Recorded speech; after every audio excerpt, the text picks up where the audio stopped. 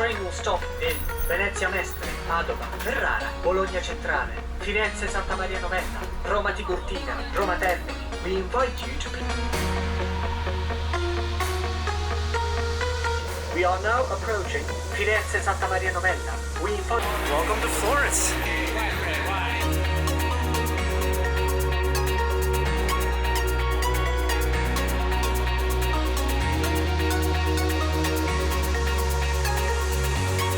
Hey guys, it's my first day here in Florence, Italy.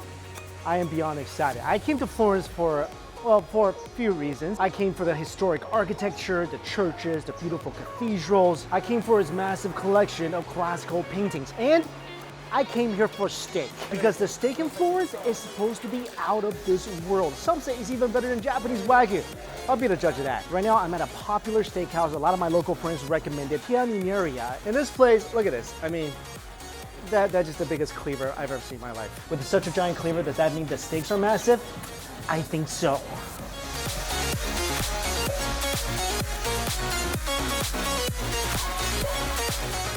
We actually have Kobe here too. Usually I'll be salivating over this, but we're not here for that. You know what? I really don't care what else is on this menu. We are here for this grilled T-bone steak. So the steak that's cooked in Florence is simply called la bistecca. The meat is special because it comes from Chianina cattle, which is one of the oldest breeds of cows in the world. And this thing, when I say big, these steaks are supposed to be ginormous. From what I understand, they're not gonna ask you, or you're not supposed to tell them how well you want the steak done. You're supposed to leave it to the chef because the steak is only really cooked one way, and it's pretty rare. Anyway, as I'm talking about it, my mouth is watering. Let's get our steak on. Yeah, we're ready. Cool. I would just like a massive piece of steak. Okay. How big does it go? Okay, so we can do maybe 1 kilogram or 1.2 for sharing. 1.2, that's about 2 pounds. Yes, about that. Can you go up more? Yeah. Can you do 2 kilos? Sure, yes. Yeah? Whatever you want. Let's do it. Let's do it. We do maybe medium rare, something like that. Medium rare sounds fine. Okay. Thank you. Before the steak, I know I got a massive steak, but I gotta do this. So here, olive oil and tomatoes, mushrooms and Parmesan. This is the ragu, so it's ragu sauce and mushrooms, so meat and mushrooms here. And this is supposed to be the best, chicken liver pate. You know, I saved my stomach space today for the massive steak I'm about to enjoy, but this looks absolutely superb. The tomato is so ripe and fresh. My stomach is just rumbling right now.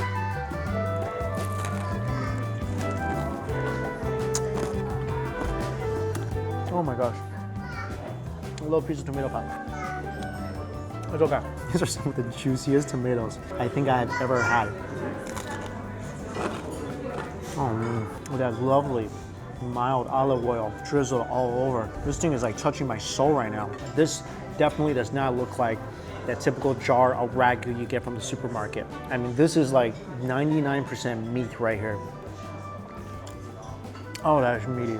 It's like the beef flavor just bum rushed me. This is the mushroom with Parmesan. Is it weird that I like this more than the meat sauce? This is so good. That strong mushroom flavor, it's almost truffly. There's truffle in this, right? Yes, this is with truffle and Parmesan cheese. It's truffle with Parmesan cheese, not just mushroom with Parmesan cheese. Oh my God, okay. So what I misunderstood, because the server said mushroom and Parmesan cheese, I thought it was just mushroom and Parmesan. This is truffle with Parmesan cheese. If you like truffle, this is your jam. I've been wanting to kind of get into this, and they say this is the best thing on the plate right here. It is. It's mild, slight organ flavor. You can definitely tell it is liver. It's got a stronger liver flavor than the pate I had in New York. But I love that slight organ taste of the chicken liver. So you get the smoothness of the pate. Then you got that slight little pieces of liver that changes the texture just a little bit. I think this and the truffle, get this if you come here. This might be the coolest steak knife I've ever been given at a restaurant, any restaurant. It's a mini cleaver. That's pretty cool. And if you have 2 of them, you can now walk down a dark alley. They brought over the plate. This is pretty fitting for a steak. I mean, this is just my personal plate. It's not even the plate the steak is coming on. The anticipation is killing me right now. Oh, Here it is. Wow, that is a sight. So there you go. There you got the tenderloin here and the sirloin here. Best of both worlds. This is beautiful. This is the rarest I've ever had steak. I don't usually like steak that rare, but this is just the way it is here. You gotta just go with it. Comes with 3 sauces, black truffle, tomatoes and mayonnaise, and red onion sauce. This is the biggest steak I've ever had. I'm gonna take a piece in the middle. This is a juicy and kind of bloody piece of steak.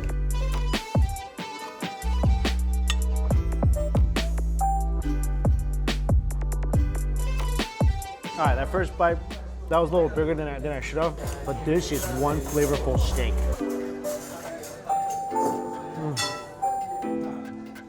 Florentine steak is completely different. They're usually aged about 20 days or so, and they just become gorgeously tender. Now, take a look at the steak. There's not a lot of marbling in the steak because this cow is not just sitting there drinking sake, being massaged all day. This breed of cattle is known to be really lean, but the meat is much beefier than, say, Japanese wagyu. I gotta try a piece of the tenderloin.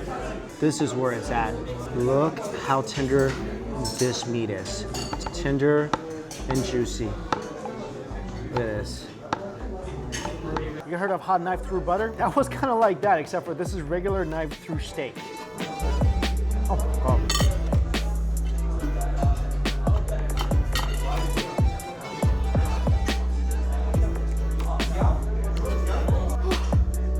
Excuse me, I had a little out-of-body beef experience right there. This is unbelievable.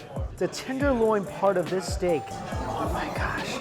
And again, this is a lean piece of beef. If you ever wonder how a really lean piece of beef can just melt in your mouth, come here and try this steak. I've had countless tenderloins, filet mignons in my life. This is on a whole other level. I could tell right away when I cut the steak that this was gonna be gentle. I didn't know this was gonna be like sitting in a rocking chair, enjoying a gentle breeze in the middle of spring. That's exactly how I felt with this piece of steak into my mouth. Wow. It's like a lullaby. It's being hummed to every one of my taste buds. And they're all just serenaded by this incredible, incredible cut of steak. Another thing, excuse me, something else just hit me. This thing is smoky. I don't think this is a regular broiler. I think this is cooked over charcoal. You can taste that charcoal smoke flavor in the steak. Wow, so you get that slight hint of bitterness in some little pieces. And to me, that's just lovely. And something else about this, Wagyu is one of my favorite things ever in the world. But eating Wagyu in Japan, after like 3-4 pieces, it does hit you. It does do stuff to your stomach where you're kind of like, I don't know if I can eat anymore because it's getting a little too fatty for me. I mean, I still eat it because it's awesome. I push through it, but you do feel it in your stomach like you need some more water, you need some citrus, something to kind of cut that fat. But this, you don't get that at all. I've had 4 pieces of steak already. I thought this was gonna be a challenge, like 2 kilos. Give me 4 kilos. I'll knock that out too. Oh, you see all this juice just circulating through this meat. And I almost feel like I'm bullying it by just slightly poking it with the fork. They did say to add a little oil to the steak is gonna bring out more of the beefiness, and to add some extra salt and pepper. The steak is not seasoned as heavily as steakhouses in the US, but to me, it's actually perfect.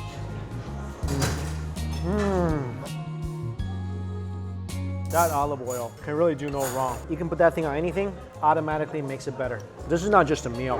This is an experience right now. The olive oil does enhance the flavor of the beef, plus it makes that bite in your mouth so aromatic. I'm gonna try this on the truffle sauce here. Like typically, at a good steakhouse, you're taught never put the steak in sauce, never add anything to it, just eat it the way it is. But hey, it's here, they told me to use it, I'm gonna try it. Wow. If you like truffles, and I do, that's definitely something you should do. But for me, I feel like the olive oil and the salt and pepper actually tastes better than that because it doesn't really distract you at all from the wonderful pure beefiness of the steak itself. I'm just gonna try the other 2 sauces just to try it.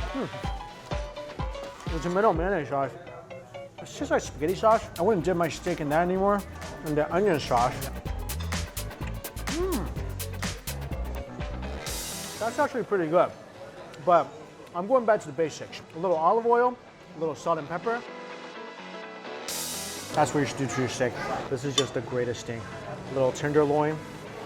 little salt and pepper and olive oil. Oh, there's a nice chunk of fat on this too. I feel like my taste buds uplifted, my spirit's uplifted, my soul's uplifted. And the more you eat it, the more you want to eat. Like, I've had half the steak so far.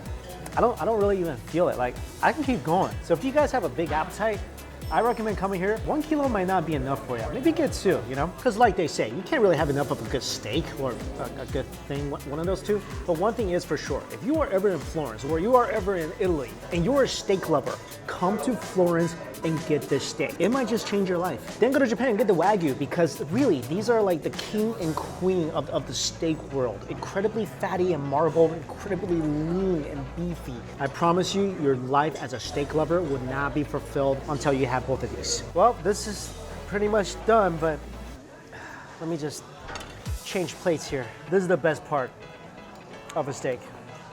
Right off the bones. Ain't no shame trying to get every single morsel of meat off the bones.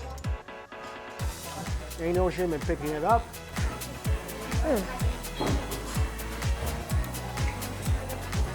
There's still a lot of good meat here. What a fantastic first meal here in Florence. I love steak. I came to the city really aimed at eating this, and it did not disappoint. All right, I'm gonna get back to working on this, and we still got dessert coming up. The other thing I wanted to try my first day in Florence is the gelato. Now, nobody really knows where exactly gelato was originated, but people in Florence say it's right here. And oh, this place is supposed to be really awesome. I heard from this gentleman here that pistachio and tiramisu are awesome. Are you the chef? Yes? What's your name, sir? Francesco. Francesco? You made this every single day? Sì, pistacchio e tiramisù. The best? Great for you. Okay, thank you, thank you. I love gelato, and being able to have gelato in Italy, that's just the greatest thing. Wow. Oh dang. Come here and get the tiramisu gelato. It's basically an icy, creamy tiramisu. And the pistachio, I think, is one of their most popular flavors. It seriously tastes like I bit into a handful of pistachio. And somehow it all got creamier and sweeter. This is different than any pistachio gelato or ice cream I've ever had. It literally tastes like I just got done chewing a mouthful of pistachio. And you can see the little pieces of pistachio in here. That's some hardcore gelato wizardry. This thing is out of this world. Like, literally tastes like it was made in Hogwarts or something. Is it weird that now that I'm eating gelato,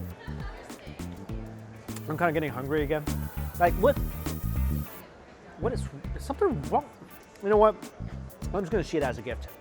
Perfect follow-up to a fantastic Florence steak dinner. And besides being rained on, I gotta say, what a deliciously beautiful food day. And guys, of course, all the places I went to is listed for you in my description box below. Again, by the time you're watching this video, I'm no longer in Italy. If you want to know where I am in real time, make sure to follow my Instagram account and my Twitter account. Both of them are listed right here and in my description box as well. Thank you all so much for watching. Until we eat again, see you later. Come get this gelato.